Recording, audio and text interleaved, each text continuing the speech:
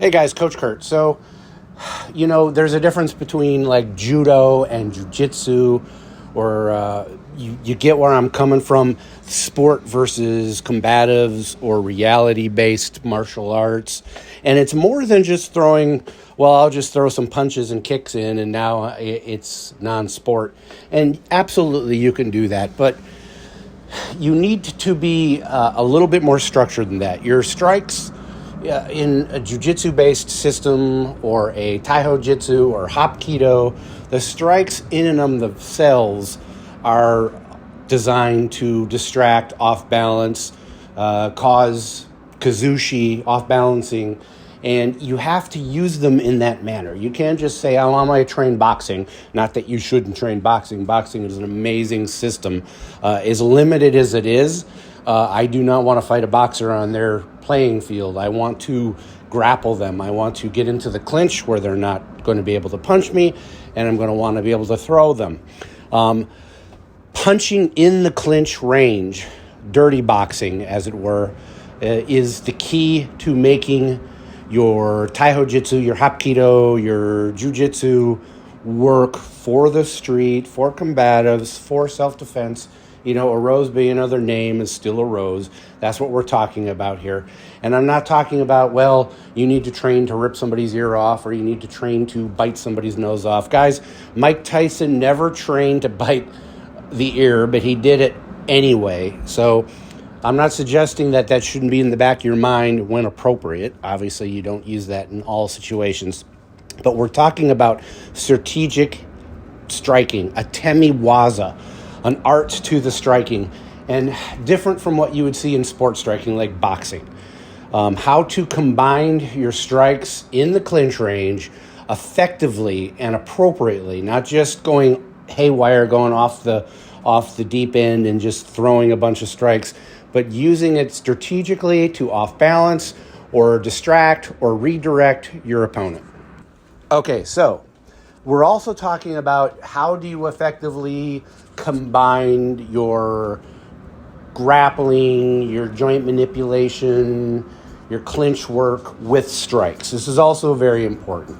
How to time it, how to make it work. For example, using like a snap down with the gi to off balance, setting them up for a perfect strike, and then going for the hip throw or whatever kind of shoulder throw you're going to use. Whatever takedown. It doesn't really matter. You could be an arm throw, a hand throw. You get the idea. So let me see if I can translate this using the dummy. So guys, there's the traditional collar ties that we're used to from judo and jiu-jitsu. A sleeve and shoulder, the collar and the sleeve. And the collar tie or a sleeve connection, you've got the sleeves, shoulder, the elbow, that's very popular. Your traditional grab would be, for me anyway, is the collar and the sleeve because I'm lefty. Now I'm gonna show it in both directions, but I will have the collar and I'll have the sleeve, and it doesn't matter how you get here. Maybe you did a snap down. Maybe you did a elbow shield, and then fish your way in. If it was no gi, it would be a hook. But the gi, we're grabbing the gi, or if you're on the street, you're grabbing a jacket.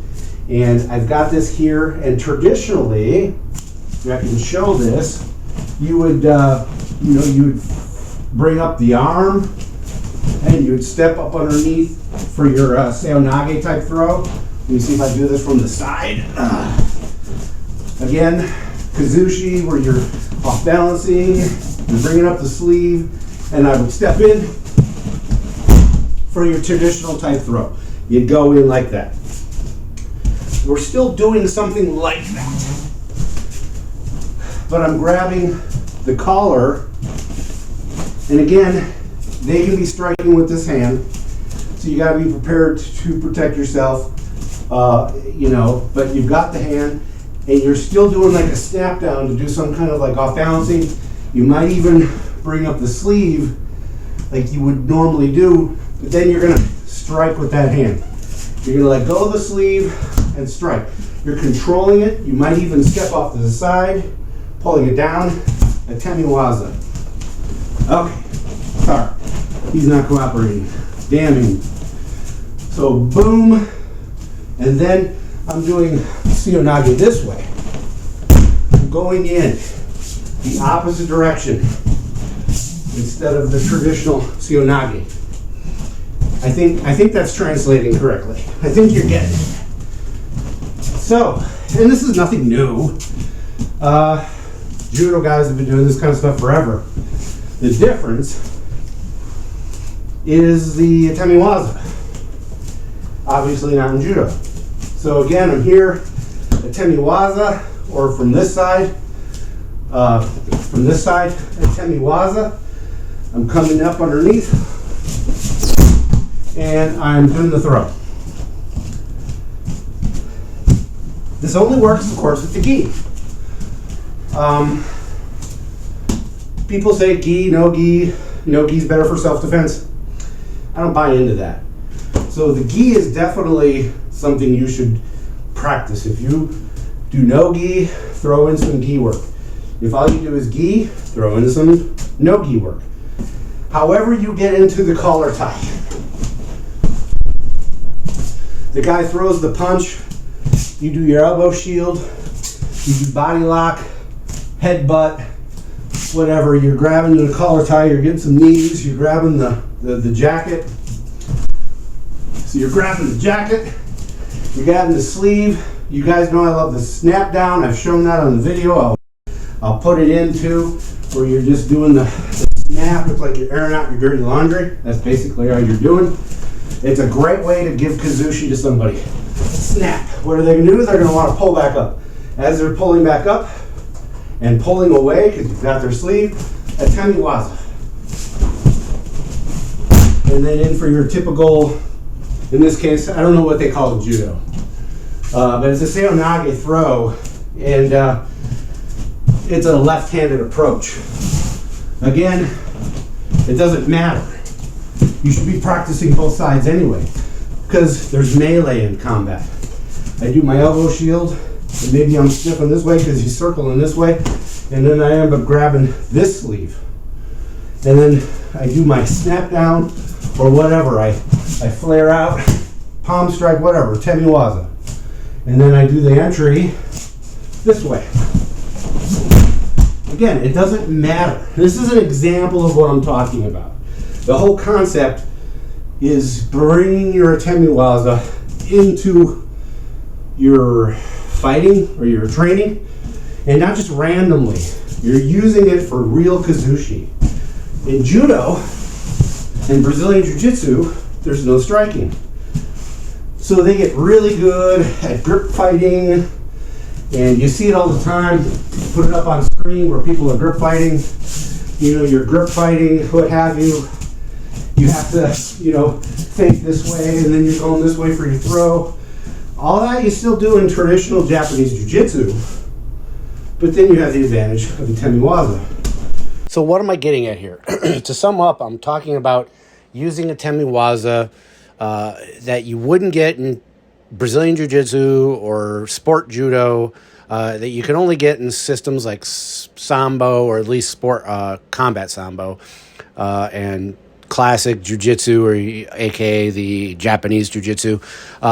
Using a Atemiwaza to off balance, to cause kazushi in a tactical way to throw somebody.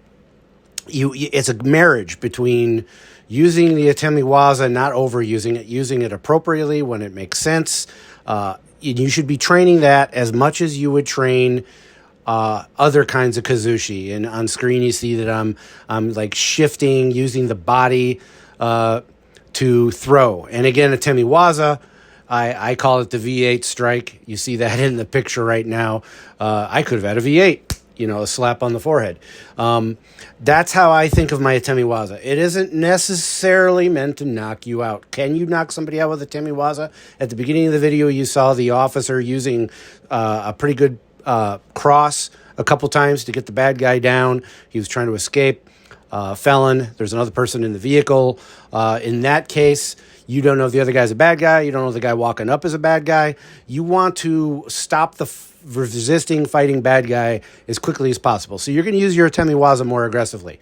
Generally speaking, I'm talking about using it in a knockout manner. I'm talking about using it in a manner that would require you more finesse. You're distracting, you're off balancing, you're causing the person to step a certain way or close their eyes so you can use your grips to off balance. Again, super important. If you are ignoring no-gi training, it's not just for Brazilian Jiu-Jitsu, it's for everybody. If you are if you are ignoring it, you are ignoring 50% of the possibilities that are out there. Why would you eliminate 50% of the possibilities that you could get involved in a self-defense situation? If all you're doing is training your jiu-jitsu strictly for the fun of it, for the fitness of it, to keep the history alive and the tradition alive, more power to you. That's not what we're talking about. And I'm not discriminating against anybody that trains that way. I'm talking about people who train for self-defense. Anyway, I think I got my point across. Let me know if you like it. Please like, subscribe, and share. Hey, and everybody be careful out there. I say, Opie, I'll trade you this baseball for your souvenir bat. Sure. What did you learn? Let's roll. Hey, let's be careful out.